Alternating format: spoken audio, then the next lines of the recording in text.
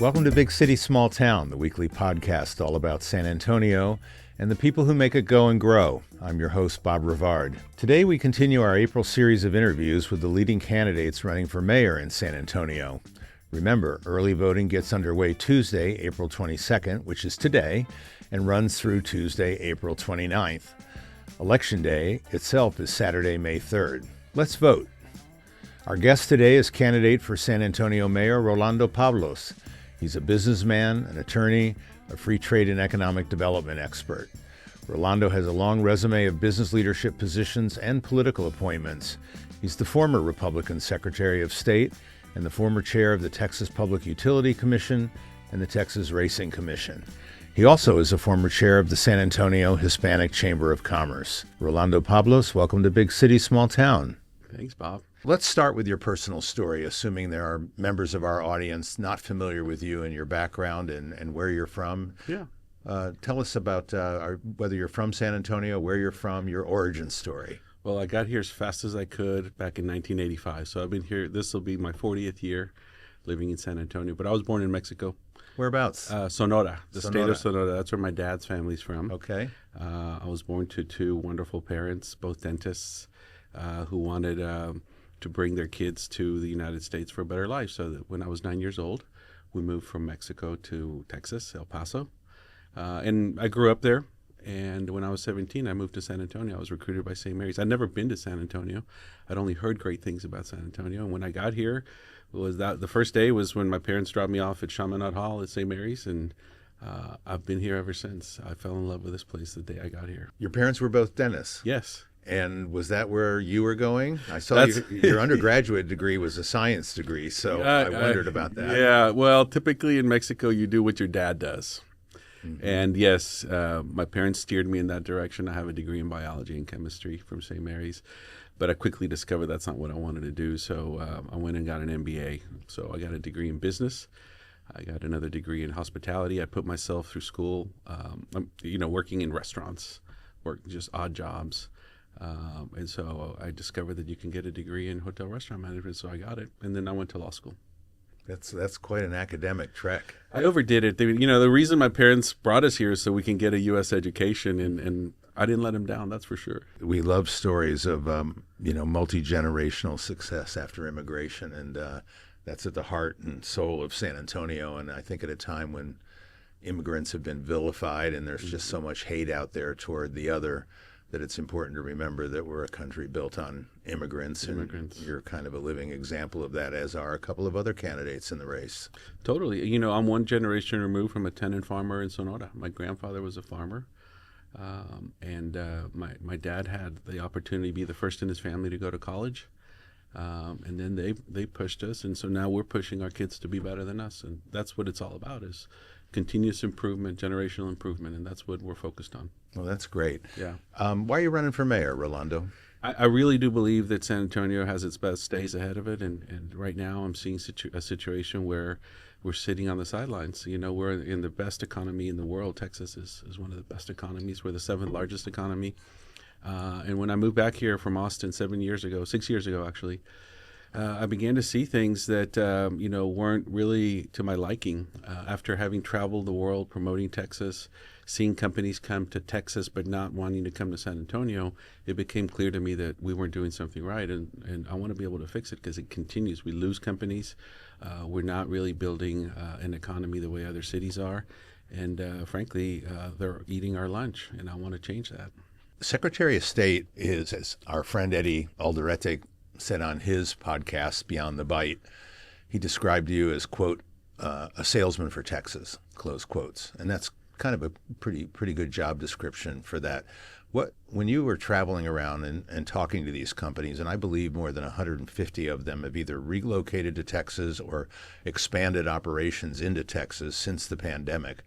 We've gotten very few of those. We had one major victory last year, which was JCB, the British heavy equipment manufacturer. But by and large, they've gone to Austin, Dallas, and then to a lesser degree, Houston. What were you hearing from people about San Antonio? Was it poor education outcomes and workforce issues, or what are we missing here?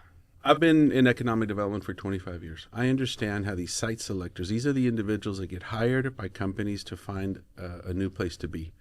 They have a checklist, and that checklist is very simple.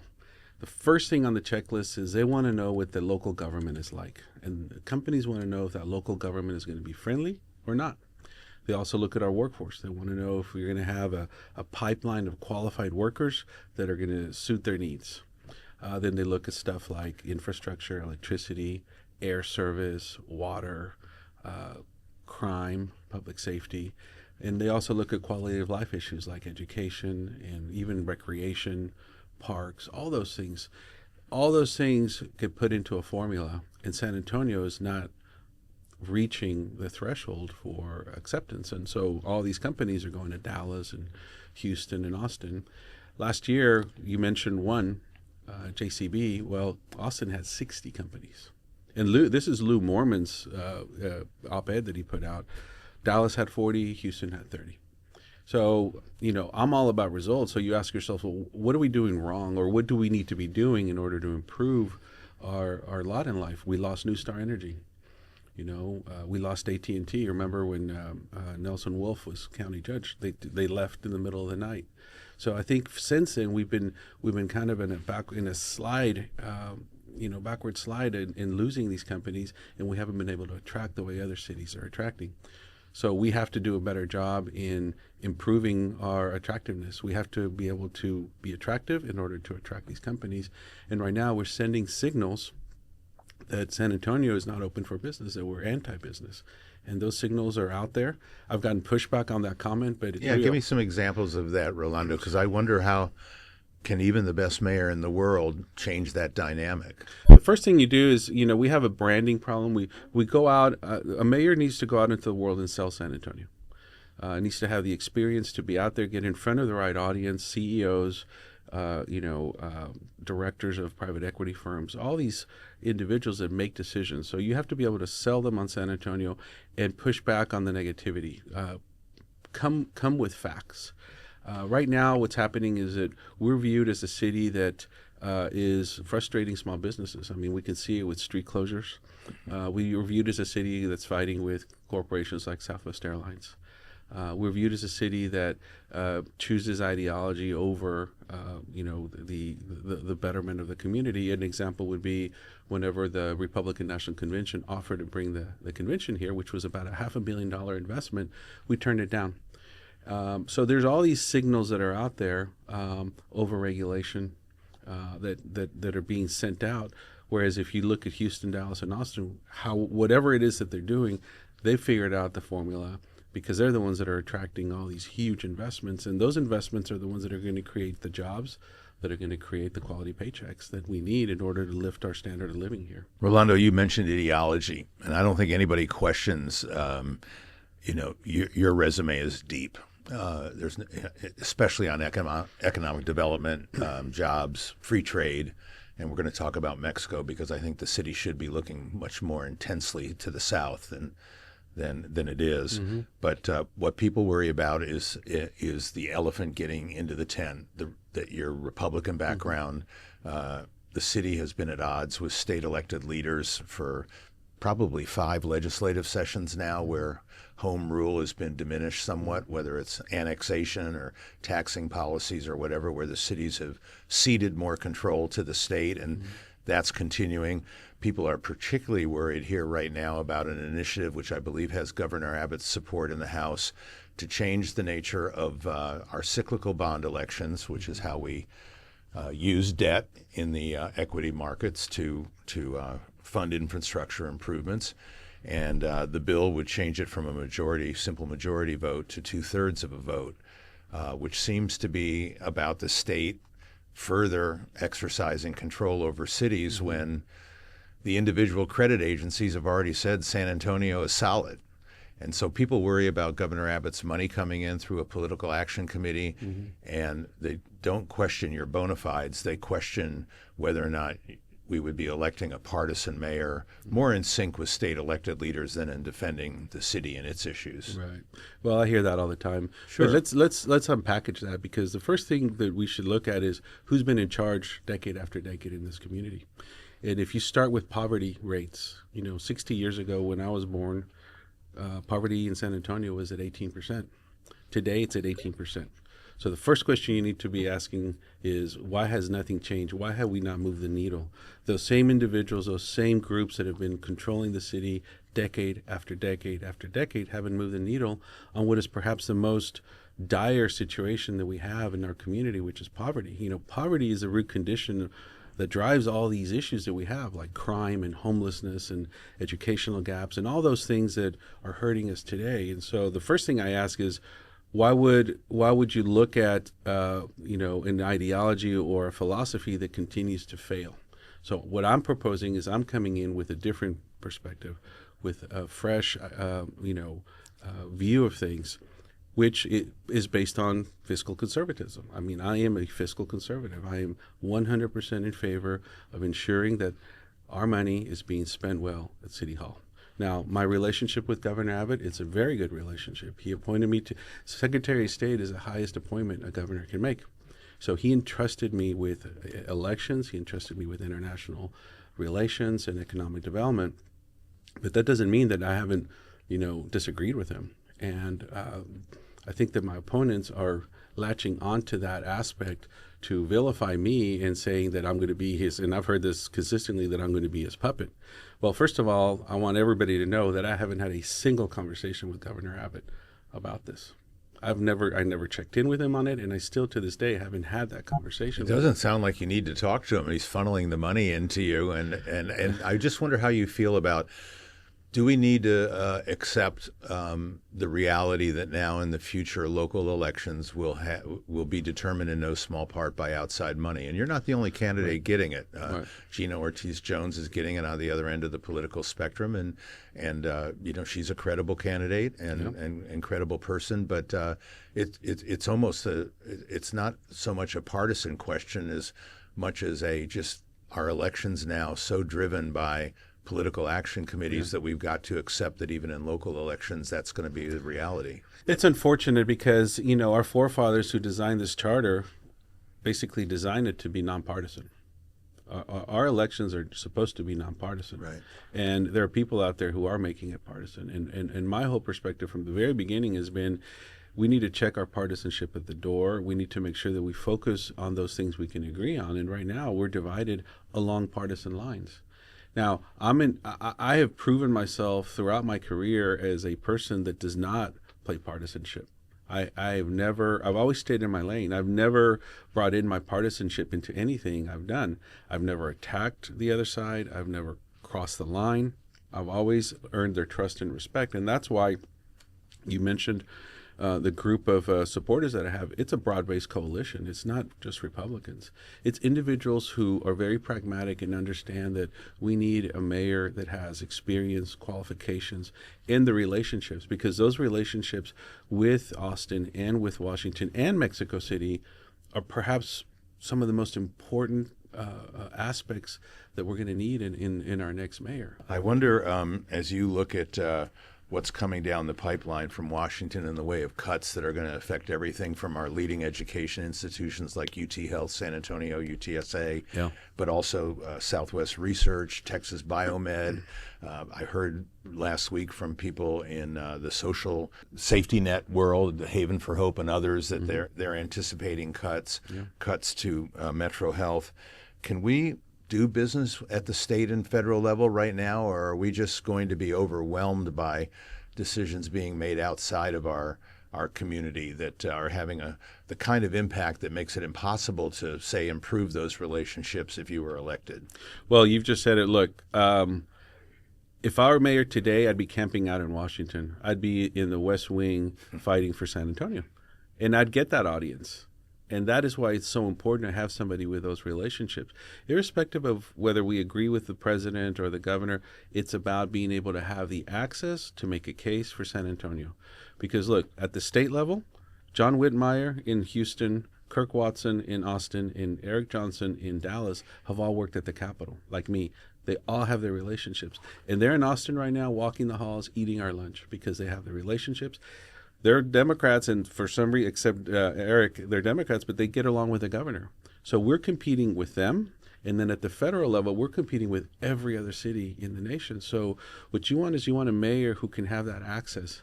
And like I said, if I were mayor today, I'd be living in Washington today to fight for those funds that are being stripped away, or at least threatening to be stripped away. You got to get in there, and that's what I will do. Is I will go fight for San Antonio, and it's not just funds that are being taken away at the federal level. You mentioned Haven for Hope. Haven for Hope lost $2 million when New Star left of philanthropic funds. And you go down the line and you see how our policies, especially for economic development, are hurting our community in many different ways. But look, I would rather have a mayor who can get in and make a case for San Antonio and Austin and in D.C. than someone who can't even get a meeting. Okay. And that's my point. I want to go back to the poverty issue that you raised, because I think as the son of immigrants, you would know better than most that San Antonio is a city that by design has had decades or even a century or more of economic segregation. It's racism. I mean, the way white people treated people of color, particularly Mexican Americans, over the decades, almost guarantee that they were going to be perpetually in a state of poverty. They didn't even get basic city services until the mid-20th century. We have a public education system that's woefully underfunded compared to the states we're competing with. And also because it's so predicated on ad valorem taxes, your zip code matters. So these are historic inequities that we're having to deal with. One of the things I was hoping under Republican leadership at the state that would happen with Mike Morath, the Texas Education Agency Commissioner, and others, is that we would consolidate public school districts. It's like you can't touch that. It's the third rail or something. And we haven't made any progress there. And we see the same underperforming school districts, the same politically toxic school boards in some parts of the city, influencing in a very negative way the education outcomes. And so to some degree, I wonder what the next mayor can do to reverse those two trends, which are so deeply embedded in the city's, historic fabric. Again, the root condition of poverty, is one of these issues, is education, our inability to educate our kids. And look, the reality it is that we're balkanized. We're balkanized at our school district levels. We've got 16, 17 school districts. So we've been put in we put ourselves in a situation to be pitted against each other. We're fighting against each other. You have all these school districts that, aren't performing the way they're supposed to be performing. And then we're also balkanized at the city level with 10 districts. So we've kind of created a situation where we have, put ourselves in a competitive situation where instead, if we consolidate our efforts and then we bring in accountability, we can really make a difference. So as mayor, what I want to do is I want to be in Austin, just like I said earlier, lobbying, pushing for these things, because my solution for poverty eradication includes quality education. It includes aggressive economic development and fiscal responsibility. So that first thing, quality education, is the most important. And like I said, my parents brought us here to get an education. I know a lot of people didn't have that advantage where their parents pushed them towards that, but we've got to make sure that our kids get educated. And you've got an issue here with vouchers and all that. Look, I want to make sure that our schools deliver what they're supposed to deliver, which is quality education. And as mayor, I can affect that in Austin, in Washington, and at the local level. We can work with school districts in different ways to maybe defray some of their expenses, so they can then shift those monies to really bringing up the standard of education. Okay, let's switch gears and talk free trade, our relationships with both Canada and Mexico. As you've noted, we initialed the North American Free Trade Agreement here in 1992, right at the German-American School at Plaza San Antonio on the day I was there. And, historically, we've had a special relationship with Mexico, the city of San Antonio, over the decades. I feel like that's kind of been neglected somewhat. I know people at City Hall disagree with me on that, but as you know very well, business in Mexico begins with personal relationships that need to be tended and nurtured. You can't just go down for a periodic press conference and expect to accomplish very much. But I'm very worried that President Trump in his first term renegotiated NAFTA. I thought we had a revised agreement for the 21st century, but now he's imposing tariffs that on their face appear to be a violation of that agreement. And we're obviously very worried here. We can't make a Toyota Tundra or Sequoia without our friends from Mexico sending up the chassis assembled on trains. We have many deep relationships between the supplier community in Mexico, and I could go on, and was very surprised to read this recent report you've probably seen from the Canadian Chamber of Commerce that cited the impact that it believes will happen on American cities, and it put the finger on San Antonio as the number one city. And I was like, what? I need to read this and dive into the data. So I'm very worried about our own economic fortunes going forward and how we preserve those critical relationships, both north and south, despite what might happen in Washington. I've become very cynical when you see these reports because you don't know who's driving them. You don't know what their agenda is. And the first thing we need to analyze is the fact that we are supposed to be the gateway to Mexico. And Laredo doesn't like it when we say that. Well, but it's I don't true. care, but we are. And you're absolutely right. We've neglected that relationship. Going down to Monterey on a junket and shaking hands and taking pictures is not developing relationships. I've been working with Mexico and with Mexican businesses and government for 25 years. I have the relationships at every level, local, state, and federal in Mexico. And I understand how the Mexican multinational executives think. And let me tell you, there isn't a single Mexican multinational headquartered in San Antonio. Their U.S. headquarters are in Dallas, Houston, and Austin. And yet they have homes here. They live here, particularly those from Monterey. Mexico will become a world power, even stronger than Germany. Right now, it's going through growing pains. That's quite a prediction. It is, and it's true. They're our number one trade partner, not only with Texas, but we're seeing a situation right now where San Antonio is falling behind. We're losing ground to Austin, Dallas, and Houston, and even Corpus and El Paso. I went out to El Paso to do economic development 10 years ago. I started the Borderplex Alliance. And if you go to El Paso right now, it's on fire. Yeah, they promote it heavily. And I got to design the model for the Borderplex Alliance, which was a binational regional economic development organization. While I was there, we created 20,000 jobs and brought in $1 billion worth of investment. Here in San Antonio, we're not doing a good job at it. If you notice all the truck traffic that's coming up from Laredo, it's no longer coming through San Antonio. It's taking a right-hand turn on I-10 and going to Seguin. If you go to Seguin today, that place is on fire. You have warehousing, distribution centers, and manufacturing occurring because now the trucks stop there and they go up SH-130. If you remember, SH-130 was dead a few years ago. Now it's the hottest, highway in Texas because of Elon's, putting the Tesla factory right on it. And so when we look at HEB, when we look at Valero, just look at those two companies that are from San Antonio. They rely on Mexican trade all day long. Valero is selling refined fuels to Mexico. And HEB, they have their own plane that goes back and forth to Monterey. They have 80 stores in Mexico. They rely on produce coming in. And now going to this tariff issue, look, President Trump is using tariffs as a negotiating tool. And a political tool. And he's been successful in getting those caravans, those migrant caravans to dissipate. President Obrador used to say there were no fentanyl labs in Mexico, and yet when the tariffs came on, they discovered like 80 fentanyl labs all of a sudden. Mexico. I would argue President Sheinbaum has taken a more sophisticated approach to her international relations than AMLO did. I agree, 100%. She's great, but she's also having to fix a lot of those things that AMLO broke. One of those was saying that the cartels didn't have access to any of the cartels, and all of a sudden they produced 30 cartel members and they shipped them to Washington. So kudos to the president for leveraging that relationship with tariffs.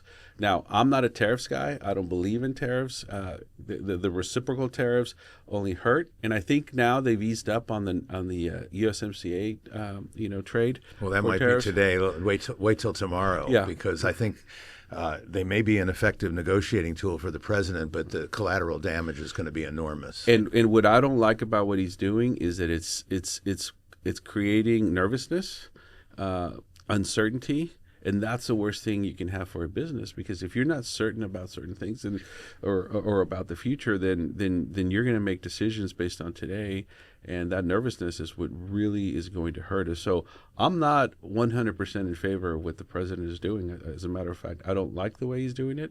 But on the negotiating side, on the leveraging, it's working for him. And if it helps our country, and if it doesn't hurt our country, then I'm for it. But I'm beginning to see how it's beginning to splinter a lot of his support, because some people believe that it's going to hurt us. And in San Antonio, I will do everything to protect this community, starting with HEB and with Valero, because they're the ones that are doing a lot of business with Mexico. But I'm all in with Mexico. As mayor, I will make sure that I will bring in those relationships instantly, because I already have them at the highest levels too, with Scheinbaum, with Ebrard. Ebrard is now the Commerce Secretary. Mm-hmm. He's basically the one that's going to renegotiate USMCA in 26, and I will be there to make sure that San Antonio gets the best deal. And I would love for the signing of the new agreement to happen here in San Antonio. Maybe we can host the negotiations again. I will do it. I participated in the previous ones. I mean, I was part of the team that helped renegotiate USMCA or NAFTA into USMCA. So I've got that experience, and now I will do it with a focus on making sure San Antonio has a seat at the table and a voice in the conversation. Project Marvel is actually arguably the most ambitious public-private development that I've ever seen proposed in the city. Mm-hmm. Bigger even than the Weston Urban Frost Bank City Triple P, PPP, which is transforming the western side of downtown. Mm-hmm. It calls for a complete remake of the Alamo Dome. It calls for yet another expansion of the Henry B. Gonzalez Convention Center, another convention hotel, and it calls for this entertainment district. And then finally, the centerpiece is the new Spurs arena. And so I think the real question for most voters is how we're going to pay for all of that. I didn't even mention the land bridge over to the east side. The Critter Bridge? The Critter Bridge was at Hardburger Park. No, I'm just this one is going to be for humans. No, I get it. And you know what? It's going to cost a lot more than the Critter Bridge cost, because moving humans across an expressway is going to be quite a proposition, especially if we're going to move enough to fill up the Alamo Dome or the arena. So I just wonder, are you all in on that and believe the city has the capacity to undertake that, say, over the next decade? And what's your comfort level with how much we ask the public to foot the bill for the arena versus the shareholders of the Spurs? I don't like anything about how this whole thing has been handled. It's been mishandled. First of all, whoever packaged this whole thing into a $4 billion deal made a mistake, because that right there raises so many flags for people. To say that the taxpayers are going to cover $4 billion, right there alone, you're shooting yourself in the foot. When I was on the Public Utility Commission, we had to authorize transmission lines going through people's, property. And if you don't manage expectations the right way early on, those folks are going to come at you. And that's what's happening here. You're forcing the Spurs to have negotiations behind closed doors. You're forcing NDAs. You're not keeping the people informed. They're already tearing the ITC down, and people are like, "What's going on?" So everybody's in the dark. That's the first thing. That's the first mistake. The second mistake is to say that the arena should be treated in the same package as the entertainment complex. I would separate those two. And as mayor, my job would be to create the right conditions to set the stage for private investment to come in and cover all of the entertainment complex expenses. I've done it for the state of Texas. I've brought in billions of dollars worth of investment through private capital. That's what that needs, is private capital. The arena itself, the first question I would ask everybody is, do we want to keep the Spurs or not? Oh, is that a question we even have to ask in this city? That's a question we have to ask, because I'll tell you what. It's central to our identity, is it not? It's in our DNA. Seattle played that game with the Supersonics. I don't know if you remember. Oh, I do. But they refused. The Oklahoma Thunder now. That's right. They refused to play ball, no pun intended, and they lost. The Sonics got sold, and they got moved to Oklahoma City. And by the way, Oklahoma City just approved a PPP for their arena. So right now, the Spurs ownership is not the way, it's not comprised of the way it used to be, where it was mostly all San Antonians. Now you have ownership from Austin. I would hate for us to blink and lose the opportunity to keep the Spurs, because I know that Las Vegas wants an NBA team. I know that Austin wants an NBA team. And the discretionary income in Austin is much more than ours. The corporate income, the ability for corporations to buy tickets and suites is much greater in Austin. So we are in a position where we could lose the Spurs. And everywhere I travel all over the world, all people knew about San Antonio was the Spurs. I mean, that's the reality of it. So that is in our DNA.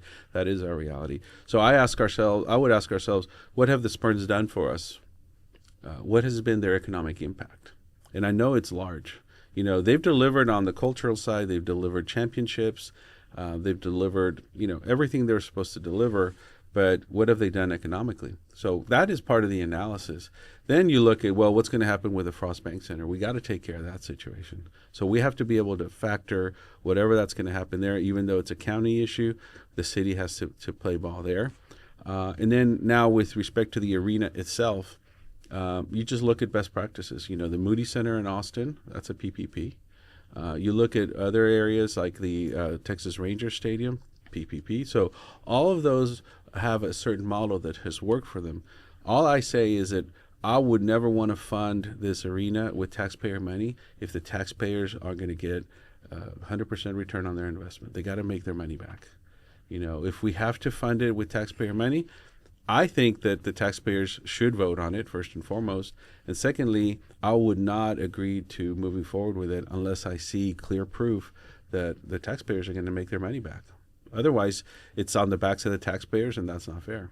Obviously, you're an outside candidate. You'd be a change agent. So let's look at a couple of things that we're doing in the city and tell me how you see those from your perspective and in the event that you're elected. Mayor Nierenberg's signature Ready to Work program, which voters passed in 2020, and incidentally, that was for 5 years. I'm not sure if that automatically renews or what the status of that is, whether we need to go back to voters. But we've spent a couple $100 million on that program. I think we're spending about $35 million a year on that now. And obviously, it has not achieved the intended outcomes or the predicted outcomes in either the number of people that are benefiting or what the hourly wages are that the people who do go through the program are actually earning. So I think almost every candidate feels like something's got to change there. And I just wonder how you feel about Ready to Work. It's a failure. But let me tell you, a couple of weeks ago, I announced my taxpayer protection blueprint, which not only talks about freezing property taxes, but it also talks about creating a sunset commission for the city of San Antonio, much the way the state has, which is really it's a watchdog agency, an accountability measure where we look at programs, we look at city departments, we look at boards and commissions for effectiveness.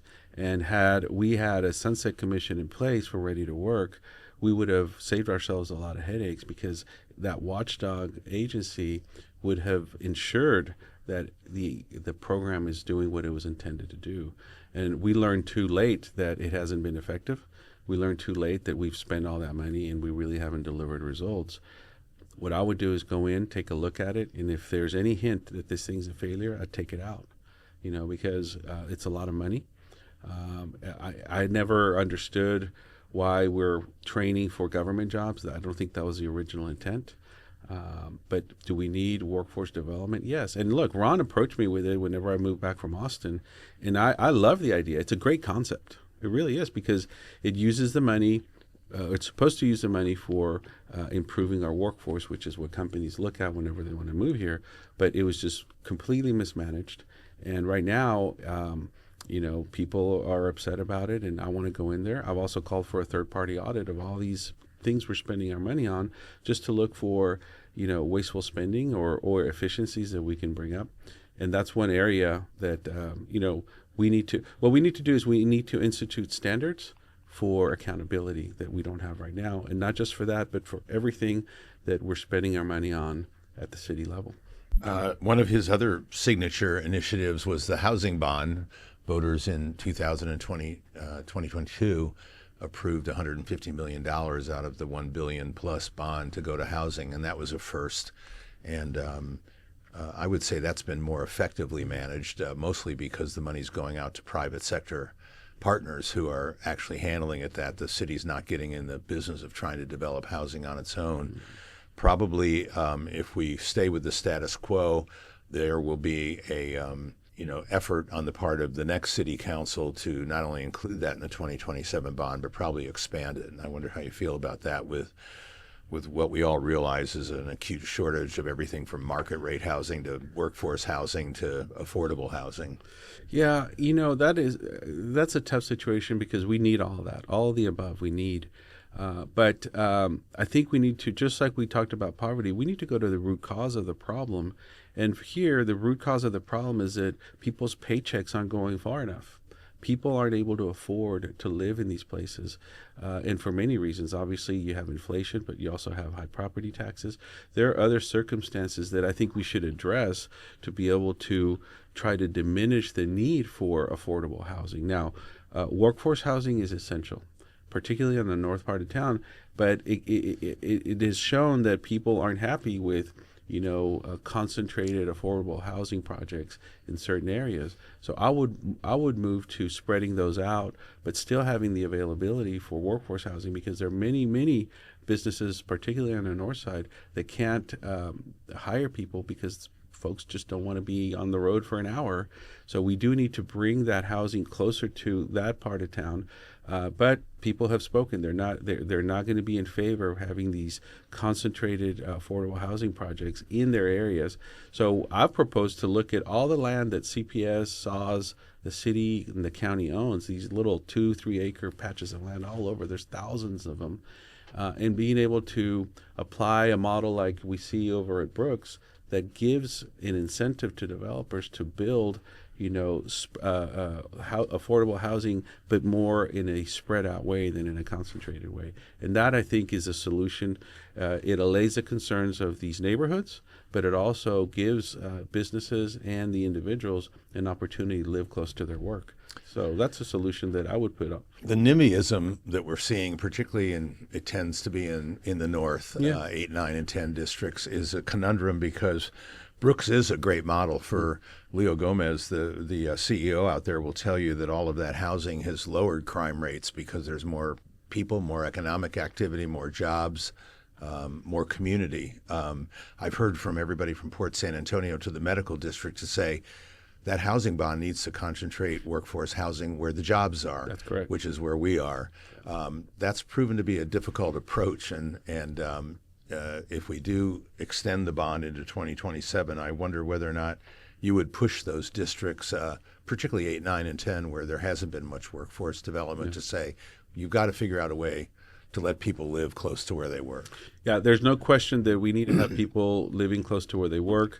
I will never carry the water for developers. It's going to be up to the developers to make the case to these neighborhoods. They've got to be able to go in there and make their case for it. But it is my job as mayor to be able to set the table and create the conditions for productive dialogue, which is what's been lacking. We have to have a productive dialogue where people understand that, first of all, where we dignify people's concerns. And then also people understand that, the workforce housing is essential. But what we're seeing here is we're seeing a situation like we saw in District 10 earlier this year, where people just don't want to have this kind of development in their backyard. But I think it's mostly because we're talking about a concentrated development. But if we apply my model of spreading out the affordable housing into these vacant lots that we have here that are owned by the city and just by government, I think we might be able to strike a balance where people don't feel like all of the affordability or affordable housing is concentrated. And that's really what creates this concern. Now, whether the concern is real or perceived, I've heard from both sides. People say, well, the whole crime issue is not real. But I wouldn't even want to get into that conversation. Let's just find a solution that everybody can agree on. And I think that if we can find a way where we have sparse development rather than concentrated development, we might be able to achieve the objective. And you give the land away to the developers, and that's their delta, that's their margin, that's their profit margin, and that might be able to be a solution. But it's a tough situation. Every big city faces it, but we need workforce housing, and there's no denying it. So the third and last initiative under Mayor Nirenberg I want to talk to you about today, Rolando, was all the way back in 2019. City Council passed the San Antonio Climate Action and Adaptation Plan. That had a lot of community input, not so much from the business community as we heard after the fact. So there was already a tension from the very first moment after its passage.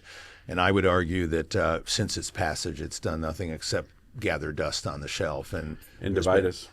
What's that? And divide us. And divide us. Yes. And look, we're divided in general over, there are people that are climate change deniers that don't believe anything's changing or that it's not caused by humans. But I think the majority of people, and certainly people that are, still believe in facts and data, can see that it's not arguable, it's not debatable that the climate is changing and that we need to respond. Our air quality is diminished here. Traffic congestion is increasing. Greater incidence of asthma among children and adults. We have a underperforming public transit system that we all wish was better and more effective. So there's a lot on the plate here, and I just wonder whether you would revisit that plan, put a stake through it and start over, or how do you stand? And we're in a state that subsidizes the oil and gas industry, and where there's been recent activities by the Republicans to disincentivize renewable energy recruitment into the state and expansion. So we're going to have to do what we do on our own. And the question is, what do we do? Well, I would push back a little bit on your comment that the state disincentivizes. Under Republican leadership, we became the top state for wind energy. We continue to be the top state. When I was on the Public Utility Commission, we built the CREZ lines, the renewable energy zone lines, all the way out into Why turn our backs on it now and no longer incentivize it? Maybe it's because it's saturated. I don't know, but and also maybe because of its inability to be a consistent source of power. But I believe that we should focus on nuclear. I think the micronuclear is a good solution. I'm the only candidate that has experience in utilities, and so I can come in and help both Rudy and Robert. In CPS Energy and SAWS. Yeah, CPS Energy, that was Rudy Garza and Robert Rudy Garza, yes, sorry. We're amongst friends here, and I assume that everybody knows. Yeah, I have the experience in utilities. And I know what CPS Energy needs in terms of new transmission, and SAWS in terms of water leakage. We're wasting 20 billion gallons of water a year, and that's going to require manpower and money. And the money's going to have to come from the federal government, because we can't stick it to the ratepayers by just jacking up rates. So we've got to be able to balance. But going back to the point of the environmental situation, we all want clean air to breathe. We all want clean water. So we have to be able to protect it, but we have to be able to strike a balance, because it can't be all or none. We can't take out our entire oil and gas industry, because this town lives off of oil and gas. There are a lot of jobs, a lot of good jobs that rely on that. And this energy transition is not overnight. You hear, by 2030, we're not going to, this is a 100-year transition. And I'm all for the transition, but it's got to be done in a way where you're not threatening jobs, you're not threatening the economy. I mean, we are an oil and gas economy in Texas. But we've also done a good job in bringing in renewable energy. I was the sole commissioner on the Public Utility Commission who pushed for renewables. I worked with CPS Energy when they brought OCI. I believe in that, but renewables are just one component of our fuel mix, and we also need to focus on gas, natural gas. There's ways of controlling those emissions. I want to get rid of coal. But I also want to focus on nuclear. That's the base load that we need. And right now, I'm afraid that we're not keeping up with growth. We're chasing growth. We're having a difficult time in getting there, and we're lacking transmission on the energy side. But I believe that I can work very well with Rudy at CPS Energy, the CEO, and with Robert Puente. Well, I think you're the only candidate, Rolando, that I heard bring up, at least in a contemporary way, this bedeviling problem of SAWS leakage. Mm-hmm. And we're actually in a 10-year consent agreement with the Environmental Protection Agency in Washington to resolve that, because there's so much underground leakage through antiquated sewage infrastructure, et cetera. And so I'm surprised that the level of leakage is continuing at the volume it has, and I wonder whether or not you think there's something institutional in terms of SAWS, or whether they lack the bond funding to attack this problem more vigorously. What do you think accounts for that? Just kicking the can down the road, and it's not anybody's fault. It's just the fact that these are old pipes. They're leaking. We have 100-year-old pipes, and maybe some with asbestos. I don't know, and that worries me. But what I would say is, with respect to to SAWS, is that we need to once and for all tackle the problem. Just like I said with poverty, we need to stop, kicking that can down the road. We got to fix the problem, and in my opinion, the only way we're going to be able to do it is with federal funds. You have 600,000 meters at SAWS. That's about 30 to 35,000 gallons per meter. That's like the annual usage for some of these ratepayers. We can't have that. I consider that to be an environmental crisis. We're wasting way too much water. We had the senior water engineer, Mr. Eckhart, on from SAWS and the Edwards Aquifer on very early in this podcast. And while we talked about that leakage, he also said that people, particularly those living in gated communities with automatic irrigation systems, watering non-native turf, are accounting for 50% of the water usage in the hottest months of the year. We have to stop vilifying. This is the us versus them. That's I'm not like vilifying. I'm saying his comment is like, that's ridiculous. He's got to recognize that his utility is wasting the most water. And we got to stop vilifying people. This is exactly what we get into. We get into a situation where it's the us versus them. Why don't we just say, let's fix the leakage problem? And that could eliminate, 20 billion gallons of water. And we're over there worried about somebody, having to comply with their HOA and water their lawn. Come on. Yeah, the HOAs are part of the problem. They sure are. Oh, yes, sir. First of all, they force you to have a certain percentage of your property, with turf. It's conformity. Yeah. And then they force you to keep it green, or they fine you. And, a lot of us just lose a lot of landscaping because we can't water. And now with these smart meters, they're tracking you all day long. But I think people are pragmatic enough to know that we all need to conserve water. But you can't, gated communities. That's like a a dog whistle there. We should be planning wildscape, native plants. I agree. Look, I grew up in El Paso. We had lava rock in our front yard. I don't think we have to go that far. We don't have to go that far here. But no, of course. But it's a concerted effort. But it's those messages that irritate people, and then they identify a certain group of our population and vilify them. Like, we can't have that. Come on. I don't like going to neighborhoods, Rolando, where I have to show a picture ID to get in. We're nearing the end of our time here, and I want to give you the last word. It's been a good conversation, but we're trying to do 45 minutes for every candidate and keep it equal. So, help us bring it to a close here. Well, first of all, I want to thank you. It's been a long time. I'm glad we came together today. Me too. We have a choice to make here in a couple of weeks. Do we want to do we believe that we're better off or not, and do we want to continue down the same path of decade after decade of broken promises, or do we want to try something new, something fresh, something that is focused on cleaning up what we have, but also addressing the tough issues like poverty? I think it's time that we address poverty. And I have a plan. And anyone who tells you, any of the candidates who tell you that they're going to fix crime and homelessness, they're not going to be able to do that unless they have a poverty eradication plan like mine. And mine involves aggressive economic development, quality education, and fiscal responsibility. That's like the trifecta right there. If we can focus on those things, then we can start addressing all of the systemic problems that we have.